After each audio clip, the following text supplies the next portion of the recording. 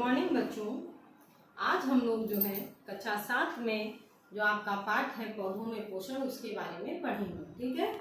पौधों में पोषण, जैसे सभी जीव जंतु खाना खाते हैं और पोषण करते हैं, उसी तरह हमारे यहाँ पौधे भी अपना भोजन स्वयं बनाते हैं। तो आइए देखिए, भोजन से शरीर को कार्य करने की ऊर्जा मिलती है और भोजन के घटक कार्बोहाइड्रेट, प्रोटीन, वसा, विटामिन, खनिज लवण हमारे शरीर के लिए आवश्यक है। पृथ्वी पर पाए जाने वाले सभी हरे पौधे अपना भोजन स्वयं बनाते हैं, इसीलिए वे स्वपोषी होते हैं। स्वपोषी की परिभाषा आप एक बात देख लीजिए। वे जीव जो अपना भोजन स्वयं बनाते हैं वो स्वपोषी कहलाते हैं, यानी ऑटोट्रॉफ्स कहलाते हैं। ठीक है। तो पोषण, यहाँ पर पोषण भी जानना आप लोगों के लिए बहुत जरूरी है। पोषण में सजीवों द्वारा भोजन ग्रहण करने एवं उसके उपयोग की विधि पोषण है, और जिसमें जीव अपना भोजन, ये हो गई आपकी पोषण की परिभाषा। उसके बाद में पोषण कितने प्रकार का होता है, इसमें एक छोटा सा हमने पॉइंट दिया है, स्वपोषी, विषमपोषी। जिसमें जीव अपना भोजन स्वयं बनाते हैं वही स्वपोषी, और वे जीव जो पादपों द्वारा संश्लेषित भोजन को ग्रहण करते हैं वे विषमपोषी या हेटेरोट्रॉफ्स कहलाते हैं। ठीक है। इसमें उदाहरण दे दीजिए, मनुष्य है, कीट है आदि। आपके अब पाठ की मेन हेडिंग आती है, जो पौधों में पोषण था। पोषण में आपने समझा स्वपोषी क्या होते हैं, विषमपोषी क्या होते हैं, पोषण की क्या परिभाषा होती है, और आगे की पहली हेडिंग हरे पौधों द्वारा अपना भोजन स्वयं तैयार करना। कैसे अपना भोजन स्वयं तैयार करते हैं। भोजन बनाने का कार्य पत्तियां करती हैं। पत्तियां पूरे पौधे का रसोई घर होते हैं, और जैसे हम लोगों का किचन होता है, खाना बनता है, सब दाल चावल आटा पानी की जरूरत होती है, वैसे भी पत्तियां भी अपना भोजन बनाती हैं। और पत्तियों को रॉ मटेरियल के लिए क्या चीज की जरूरत होती है, हरे रंग का सूक्ष्म क्लोरोफिल मौजूद होता है, जिन्हें पेड़ का ट्रांसफार्मर भी कहते हैं। ये अपने मशीन की तरह कार्य करता है। भोजन बनाने के लिए पत्तियों को क्लोरोफिल, जल, कार्बन डाइऑक्साइड गैस तथा सूर्य के प्रकाश की पूरी आवश्यकता होती है। और ये तो हो गया इनकी आवश्यकता। उसके बाद पत्तियों में जो वर्णक यानी पिगमेंट क्लोरोफिल होता है, वो सौर ऊर्जा से मतलब सनलाइट को ग्रहण करता है, और क्लोरोफिल की उपस्थिति के कारण ही पत्तियों का रंग भी हरा होता है। और क्या करती है, मिट्टी से जल अवशोषित होकर जब ये जल पत्तियों तक पहुंचता है, पत्तियों में क्लोरोफिल रहता है, और जल है वायुमंडल से ऑक्सीजन रंग द्वारा पत्तियों के अंदर पहुंचती है, और सूर्य के प्रकाश मिलता है, तो ये सब चीज को शोषित कर गैस मिलकर ग्लूकोज का निर्माण करती हैं। ठीक। और ग्लूकोज के निर्माण में ऑक्सीजन गैस निकलती है। इसमें एक सूत्र है, समीकरण जो है, पौधों द्वारा ग्लूकोज बनाने की यह क्रिया ही प्रकाश संश्लेषण कहलाती है। इसको आप इस सूत्र के द्वारा भी समझ सकते हैं। 6CO2 + 6H2O सनलाइट और क्लोरोफिल की उपस्थिति में C6H12O6 प्लस ऑक्सीजन गैस निकलती है। अब ये चित्र आप देखिए एक बार। इस चित्र में ध्यान से देखिए, यहाँ पर हमने ये रूट्स बनाया है, यानी जड़ बनी हुई है, पानी बना हुआ है, और पत्तियां बनी हुई है। ठीक। ये पानी इनमें मिला, CO2 गैस वायुमंडल से गई, और क्या है, सनरेज। तो क्या इसमें देख लीजिए, इसे सनलाइट और क्लोरोफिल की उपस्थिति में, क्लोरोफिल पत्तियों के अंदर है, CO2 और पानी ये दोनों मिलकर क्या बना रही है, ऑक्सीजन गैस निकाल रही है और ग्लूकोज को फॉर्म कर रही है। ठीक। ग्लूकोज को फॉर्म करते हैं। ग्लूकोज होता क्या है, इस ग्लूकोज का उपयोग पौधे अपनी वृद्धि या अन्य जैविक क्रियाओं के लिए करते हैं, और इनमें भी बचा हुआ जो कुछ भोजन हो जाता है वो पौधे जड़, तना, फल, फूल इत्यादि में संचित रहता है। पौधे की पत्तियों में क्लोरोफिल सौर ऊर्जा को रासायनिक ऊर्जा में बदलता है, जिससे भोजन का निर्माण होता है। प्रकाश संश्लेषण एक अपचयक यानी एनारोबिक प्रक्रिया होती है। आप जो है इसका आगे जो है अभी पढ़ते हैं, प्रकाश संश्लेषण एक उपचायक क्रिया है। प्रकाश संश्लेषण में जो आवश्यक परिस्थितियां होती हैं उनके बारे में देखिए, एक चित्र बनाया गया है। इस चित्र को ध्यान से देखिए। इसमें 4 ग्लास हैं, A, B, C, D, ठीक है। पहले ग्लास में पानी और हाइड्रिला का पौधा दिख रहा होगा। पानी है, हाइड्रिला का पौधा है और उसमें पानी डाला गया है। जो C नंबर का ग्लास है, इसमें पानी हाइड्रिला है, लेकिन उस पूरे ग्लास को काले कागज से ढक दिया गया है।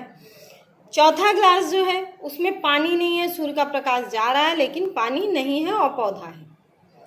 अब इसमें निष्कर्ष देखिए क्या निकलता है। पहला ग्लास जो है उसको जब ध्यान से देखेंगे, बाद में सूर्य का प्रकाश भी मिल रहा है उसमें, तो प्रकाश संश्लेषण की क्रिया उसमें सामान्य रूप से संपन्न हो रही है। छोटे छोटे ऑक्सीजन गैस के बुलबुले भी दिखाई दे रहे हैं।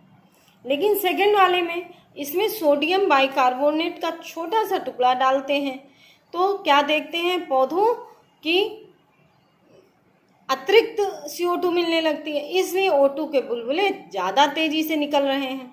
तो प्रकाश संश्लेषण की दर में तीव्रता आती है, यानी वृद्धि होती है। तीसरे ग्लास में आपने देखा कागज लगा हुआ है, तो उसको सूर्य का प्रकाश नहीं मिल रहा है, तो प्रकाश संश्लेषण की क्रिया नहीं हो पा रही है।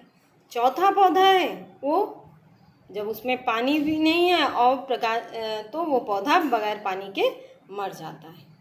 इस प्रकार हमने जाना कि पौधे प्रकाश संश्लेषण की क्रिया करते हैं और अपना भोजन स्वयं बनाते हैं।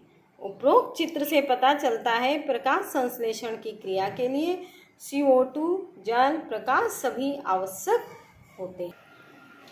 परपोषी पौधे, हमारे चारों ओर कुछ ऐसे भी पौधे पाए जाते हैं जो अपने भोजन के लिए दूसरे पौधों पर निर्भर करते हैं। ऐसे पौधों को परपोषी पौधे कहते हैं। अब इनके प्रकार बताए गए, ये कितने प्रकार के होते हैं। मृतोपजीवी, बरसातों में सबने देखा होगा, छोटी छोटी सी वो फफूंद टाइप की निकल आती, छतरी जैसी संरचना होती है जिसे हम कवक कहते हैं। इनमें क्लोरोफिल नहीं पाया जाता है। क्लोरोफिल न पाने की वजह से प्रकाश संश्लेषण की क्रिया इनमें नहीं हो पाती है। ये अपना भोजन फिर कार्बनिक पदार्थों से, यानी सड़े गले स्थानों पर जब रहते हैं वहीं से अपना भोजन ये प्राप्त करते हैं। तो इन पौधों को मृतोपजीवी पौधे कहते हैं। लेकिन इनमें आजकल मशरूम को बताया प्रोटीन बहुत अधिक मात्रा में होती है, तब इसकी लोग उगाने भी लगे हैं और सब्जियों की तरह इसका प्रयोग भी होने लगा है। अगला है परजीवी पौधे। परजीवी पौधों में ध्यान से देखिए, ये चित्र बना हुआ है। इस चित्र में एक हरी हरी बेल गई हुई है। ये बेल क्या करती है, पूरा इस जो पेड़, जिस बेल पेड़ पर चिपकी हुई है, उसी पेड़ से पूरा भोजन और खनिज लवण लेती है और अपना रहती है, पूरी तरह से इस पेड़ पर निर्भर रहती है। तो इसलिए ये पौधा जो होता है पूर्ण परजीवी पौधा रहता है। तो ये पौधा भोजन के लिए पूरी तरह से पोषी पौधों पर आश्रित है। इसमें चूसकांक पाए जाते हैं जिससे ये अपना भोजन तथा जल प्राप्त करता है। ऐसे पौधे जो होते हैं पूर्ण परजीवी होते हैं, जिनमें उदाहरण है आपका अमर बेल। कुछ आंशिक परजीवी होते हैं जैसे चंदन, ये पोषक पौधों की जड़ों पर उगने वाला आंशिक परजीवी पौधा है। कुछ ऐसे पौधे होते हैं जो साथ साथ इस प्रकार रहते हैं जिससे दोनों को लाभ पहुंचे। पौधों का एक दूसरे के साथ ऐसा संबंध सहजीवन कहलाता है। ऐसे पौधे सहजीवी पौधे कहलाते हैं। इसके उदाहरण के लिए सबसे बढ़िया चीज है चने या मटर की जड़ को यदि ध्यान से आप देखें तो उसमें छोटी छोटी गांठें पाई जाती हैं। इन गांठों में राइजोबियम नामक जीवाणु पाया जाता है और ये जीवाणु क्या करता है, वायुमंडल में जो नाइट्रोजन होती है उसको घुलनशील नाइट्रेट में बदल जाता है और ये घुलनशील नाइट्रेट जो होती है पौधों के अंदर चली जाती है, जो पौधों के बढ़ने में बहुत ही सहायक होती है। और इसका कारण कि पौधे डायरेक्ट जो है नाइट्रोजन जो वायुमंडल में इतनी 78% होती है उसका डायरेक्ट उपयोग वो नहीं कर पाते हैं। लाइकेन भी इसका एकदम, क्योंकि ये शैवाल तथा कवक के बीच की कड़ी कही जाती लाइकेन भी। इसका चित्र हमने बनाया है। मटर के पौधों में अगर ध्यान से जड़ों को देखें तो ऐसे ही गांठें छोटी छोटी दिखाई देती हैं। नेक्स्ट है कीट भक्षी पौधे। कीटभक्षी नाम से ही निकल रहा है, कीटभक्षी यानी कीटों को खाने वाले। जो कीटों को खाते हैं ऐसे पौधे उन स्थानों पर पाए जाते हैं जहाँ पर नाइट्रोजन की कमी होती है। जिस भूमि में नाइट्रोजन की कमी होती है वहाँ पर ये ज़्यादा पाए जाते हैं और ये अपनी नाइट्रोजन की कमी को पूरा करने के लिए ही कीटों को खाते हैं। इनका सेप भी ऐसा बना होता, देखिए ये एकदम घड़े के आकार का सेप बना हुआ है। इस पौधे में जो पत्तियां रूपांतरित हुई हैं और ये ढक्कन है। जैसे ही कोई कीट इसके संपर्क में आता है तो ये ढक्कन अपने आप बंद हो जाता है, कीट अंदर जाकर धीरे धीरे वो परिवर्तित हो जाता है। तो ऐसे पौधे क्या कहलाते हैं? कीटभक्षी पौधे कहलाते हैं। और कीटभक्षी पौधों का उदाहरण है घटपर्णी और यूट्रिकुलेरिया। दो कीटभक्षी पौधों के नाम आपके यहाँ अक्सर पूछा जाता है, तो आप क्या बताएंगे? कीटभक्षी पौधे घटपर्णी और यूट्रिकुलेरिया। ठीक है, आपका आज का ये पाठ पौधों का पोषण खत्म होता है।